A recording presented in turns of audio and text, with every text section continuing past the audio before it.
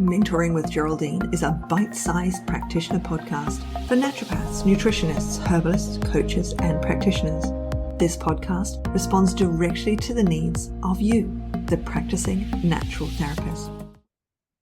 Hello, everyone, and welcome to Mentoring with Geraldine and the Bite-Sized Podcast. How are you? So today, because of course there've been the changes to the Facebook group, Strictly Education and Support is now Confident Practitioner Community. And so the theme, of course, of this month will be about being that confident practitioner, about joining the Facebook group, about asking your questions and emailing me your questions so that as of next month, I can be talking about your questions and answering your questions here on the podcast. So what are we talking about today for the confident practitioner? Well, it's mastering the skills, isn't it? We have talked about learning new skills, about taking on new modalities. It's, how do we thrive? How do we thrive in our professional journey? And with those new skills, how do we incorporate them? Well, number one is, do you really need that new skill? Okay.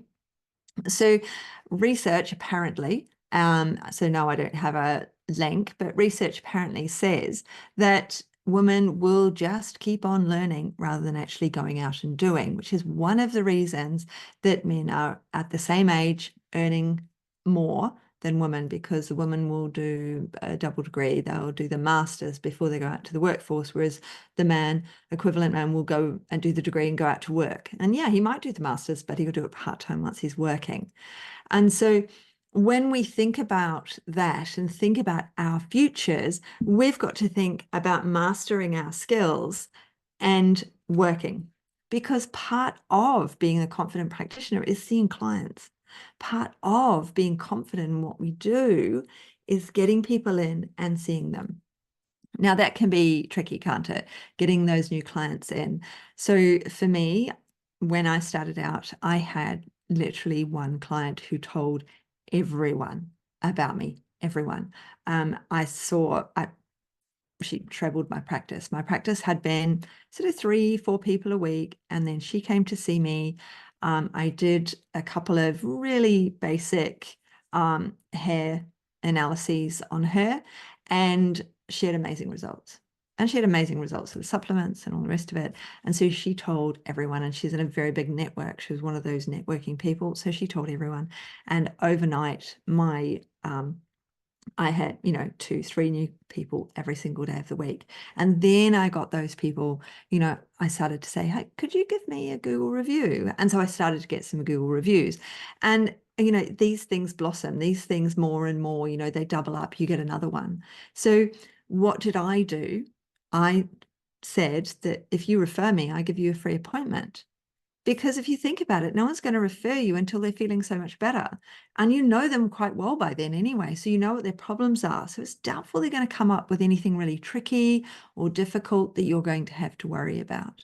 It's going to be the ongoing problems that you're dealing with that, yes, you've got rid of the initial ones and you're on to perhaps new ones now, but you knew about them from the beginning.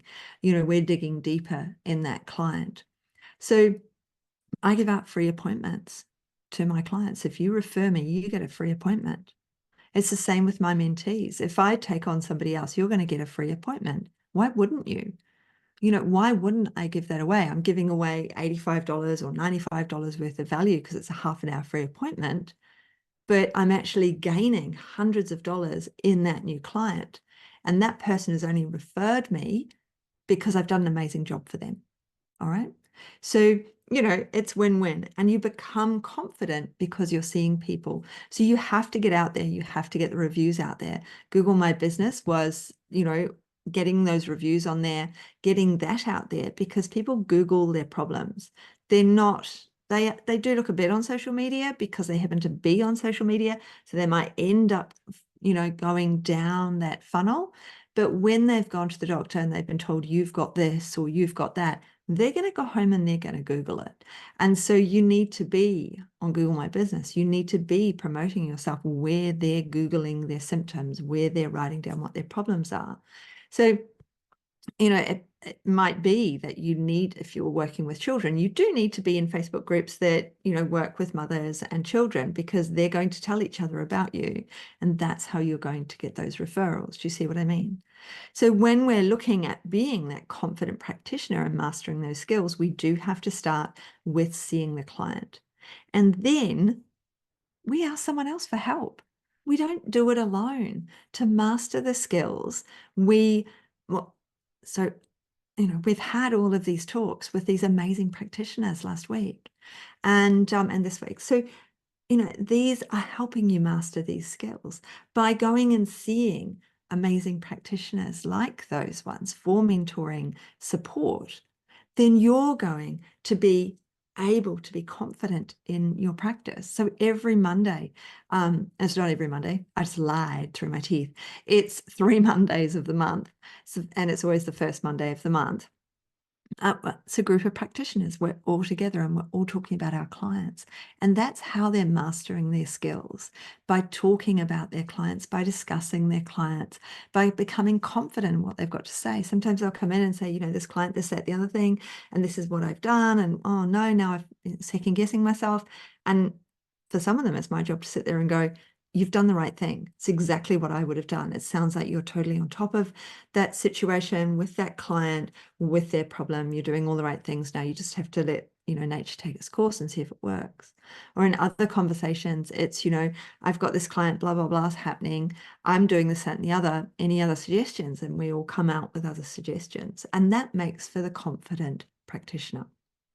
And it's the same in the confident practitioner community. It's a free community. You can ask your questions and get that support and help. And hopefully there's going to be me in there now that I'm turning them into events and I'm being more organized with my time. I'm organized anyway, but I'm actually making sure there's time to fit in that group, to give those free talks, to help and support you to become that confident practitioner. But you also have to step up to be that confident practitioner. You also have to step out of your comfort zone, and you also have to ask for help when you need it, because that's part of your learning journey.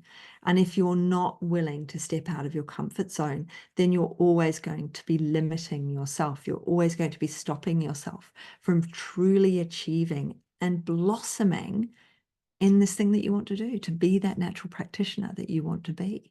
We often get in our own way and we stop ourselves from mastering the skill by going to that next level, by going, okay, I'm now able to work. I have the certificate, I've got the trading name, I've got my ABN, the Australian business number or New Zealand business number, whatever it is. I've got my tax codes. I've done all of those things. So now I can see those clients. Or why aren't they coming to me? Well, maybe I have to step out of my comfort zone and go to the local library and say, happy to give a talk here. Go to some local places where it's going to be free, right? And, I never got that many clients from the free talks I gave. But what I did get was people saying to me, oh yeah, I saw that you were giving that talk. I couldn't go, but I saw that. And so you're in people's minds. And so when you're in people's minds, they start sharing you. And we have to be there. We have to dedicate time each day to going, I'm going to work on my business today by doing more social media posting or Google My Business posting or whatever it is, my SEO. I'm going to work on my SEO. I'm going to work on my website. We have to dedicate time to those things so we have more clients come in, so that we can share our knowledge with people, and so we can become the confident practitioner that we want to be, because we're stepping up to the plate. As that old saying goes, we're stepping out of our own comfort zone and we're stepping into the new zone of being the practitioner we want to be, of going to the next level, of going, yeah, I don't know the answer to this question. I'm going to go and ask someone. I do know the answer to this question, so I can totally help you. Yeah, I don't really know all about your problem that you're saying to me, but this is some of it's outside my comfort zone, but what you ultimately want is within my comfort zone. So I'm going to have to learn a bit more and take you on. I don't need to refer you to somebody else. To be that confident practitioner, we have to be willing to step out of our comfort zone. We have to be willing to take ourselves to the next level, to learn the new thing, to do the new thing. Okay. But we have to pay off our education and our training, and that means we have to bill our clients. That means we need the clients, or we need to sell the other thing to pay off that education, your HECS fees, now, especially now the CPI, you're never going to pay them off unless you're working and literally paying off the base amount. So you need to make sure that any education possibility that you're taking on is going to enhance what you're doing and is going to create more business for you. It's not necessarily a new modality. It's not something new and totally different. It is an increase in what you're doing now that could be done as a sideline, maybe, or perhaps not taken on right now because we want to become confident in what we're doing. So it might be more education in pathology. It might be that your clients don't come back. So perhaps you need coaching in communication and connection. We need to look at where we're falling down and say, what will help me to achieve there? Not, oh, well, this isn't, and the clients aren't coming back. So I'm going to become a train driver. I don't know what it is you're going to, the alternative would be for you, I'm going to learn massage, when you've never been interested in massage. And then you'd have to get a whole new load of massage clients and you'd have to learn to massage. So you're still back at the catch-22. You're paying for something to learn a new modality. You then have to fit into what you're doing. So let's think about where you're going with your business, how you can get more clients in there, and where it is you're falling down that you need help specifically with. And if it's with individual clients, then it's joining a group like my Monday clinical group, or it's doing extra pathology study that, is going to help you as you talk to those clients. It is doing the thing that supports what you're doing to be that confident practitioner. Not necessarily always paying out money to learn something new or different, when what you actually have is a really good occupation and it's the one you wanted. We just need to make sure that we're focusing in the right direction. You can get a focus, because saying the word focus has, of course, reminded me that you're welcome to a focus call with me so that we can sit down and we can talk about what's going on with you. And I can cram a lot into 15 minutes, trust me. And we can get you pointed in the right direction. So I'm going to leave it there for today, because I really want you to think about what is going to make me that confident practitioner. How can I step out of my comfort zone and do more, be more, without spending more? How can, what is it I need? Where am I falling down in my business? What's lacking in my business that if I do this other thing, or I learn this, or I watch these videos, or spend some time on YouTube doing it for free, will enhance what I do now? Or what can I ask Geraldine about? Or has she got it? Or can I send her an email asking her that question, and then she will do a podcast, or she will talk about it in the Confident Practitioner Community Facebook group. I'm Geraldine at mentoringwithgeraldine.biz, and I would love to hear from you. I reply to every email that I get. So now I'm going to leave it there. So I hope you have a brilliant rest of day, and I look forward to catching up with you on the next cast. See ya.